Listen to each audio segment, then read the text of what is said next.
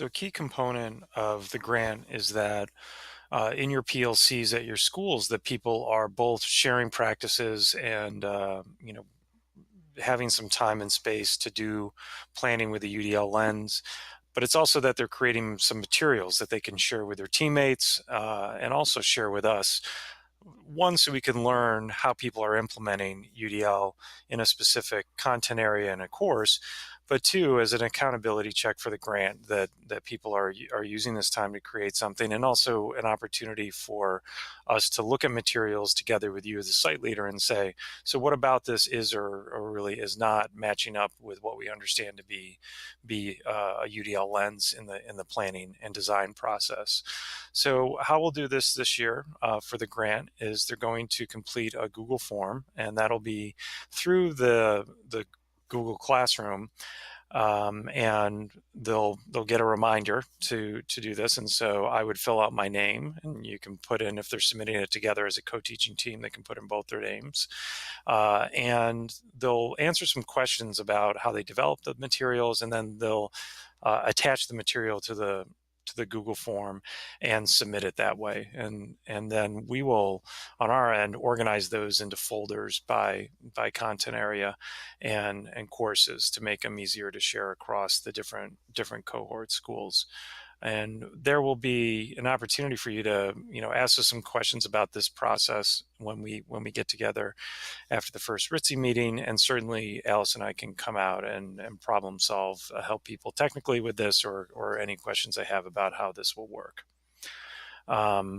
One thing I would like to go back to here is, we'll mention this a couple times, but the purpose of this is not that they are necessarily exemplars, but they are evidence of people's attempts to innovate with UDL and take something that they did before and apply principles of universal design for learning to that material to make it more responsive to learner variability in their classroom, and to shift some greater control with accountability to students in the learning process.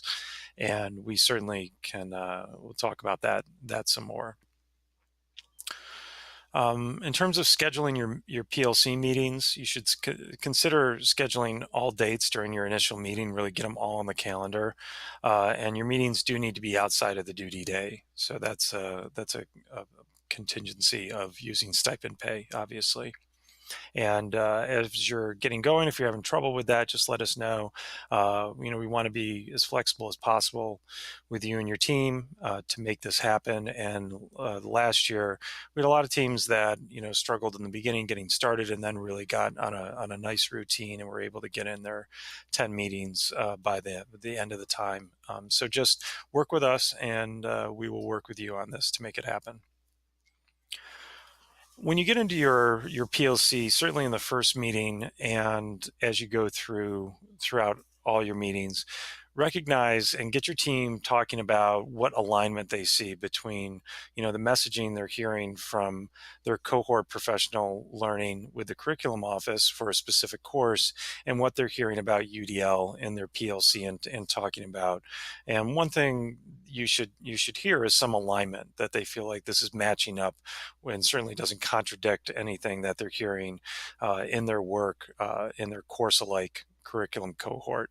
And that is a key element of why we're doing this grant. It's also a key element that we want to learn from schools as they go forward with this PLC. What alignment do they see? So keep that in mind. That'll be a key concept we come back to again and again as you go through the project.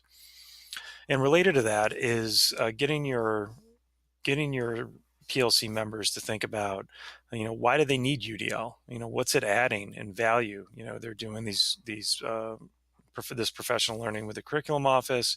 They're focused on culturally responsive teaching in their school. They're doing something else. Maybe they're doing project-based learning. So why do you need UDL? And one of the things that we've seen and heard back from schools as they're doing UDL is there's a couple key elements, these four elements that they talk about when they start implementing UDL as a teacher or as a school. Is they first of all they start to generate a lot of more strength-based student data. So as students are interacting with more options in the classroom that are thoughtfully designed to match to students' interests, challenges, and preferences and needs, that they start to see that there are new pathways that students can execute for independently learning and capitalizing on their strengths much more. And that's what we tell teachers they should expect to find as they start implementing UDL. So the next thing that teachers tell us they feel a lot more confident with once they start implementing UDL is this matching piece. So looking at looking at the data they have on students and really trying to match the multiple pathways for learning and different ways of demonstrating understanding that capitalize on student strengths and help work around some unnecessary barriers that they've predicted in the learning process for kids. And that's a big thing that we tell teachers they should get out of this as well, is feeling a lot more confident and precise and efficient in their ability to do that, both with technology based tools, but more and more to not forget that there are some students that the best match is going to be maybe a no tech pathway for them. And the next area is just that, really looking at providing students with multiple pathways and greater control in how they learn, how they organize their thinking and demonstrate their understanding, and this concept of that you are putting students in the driver's seat in the learning process and not just matching what you think might work for a student and then providing it to them, but really trying to predict with that matching and then giving students control to, for the teacher to give more and more release of control and more accountability to the student in managing their learning process with an appropriate coaching and guidance, to match the students' self-regulation skills. And that ties into the next piece is when we look at UDL, we don't want students to just be in the driver's seat of learning. We want them to become better drivers. And so when teachers and schools look back, over the last, couple of years, they may have been doing UDL and they say, what's different with our students? And they really feel like not only are their kids have more control in the learning process, they're more engaged, there's more access, but they have greater skills as expert learners. And they do that by building in structures on how students reflect on their learning and how they plan for effective learning. So spending some time with these concepts in the first PLC and just getting them to talk about what they see already and what their expectations are with investing time in UDL over the next 5 months in these areas is important, because as we go through the PLCs, you'll see that these themes are how the PLC is organized. And so for each group of PLCs, there's a guiding question. So the first two is really looking at how can teams generate more strength-based data to help design learning. And the first PLC will focus on UDL, why it's not one more thing, and how it should be complementing many of the other things which teachers already know, things they're already doing, and messages that they're already getting from their administration and the district at large.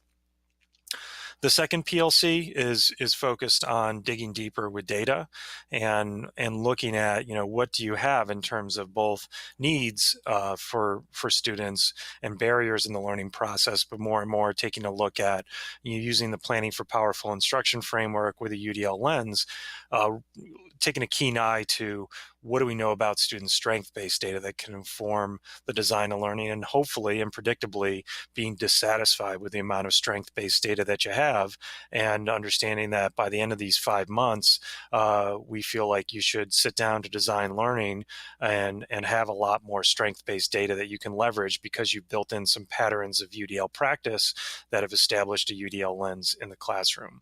So this document is on the Google Classroom site, and good thing in the very beginning to just have teams go over and at least look at this so they can see where things are going with this process and the guiding questions and themes that we want them to keep in mind as they're moving through this, so that we have these guiding questions. And then of course we also you're anchoring this in in the framework of UDL, and that is the details of UDL principles, the guidelines, and how to use that and use those. And one of the resources that we provided in the PowerPoint, I'm sorry, in the Google Slides that you have, is a articulate that we created that tries to frame the purpose. What is UDL? How does it tie into broader trends in Maryland and MCPS, and also help them understand that this is not just an activity that we're asking teachers or principals to do, but there's learning related to UDL that's been going on for well over 5 years at pretty much every level of the district in some way. And so those are the resources that we have for you, really, that you would need to be aware of going into PLC 1, which is very much just giving them an overview of the project and the logistics for how this is going to be carried out and getting things scheduled.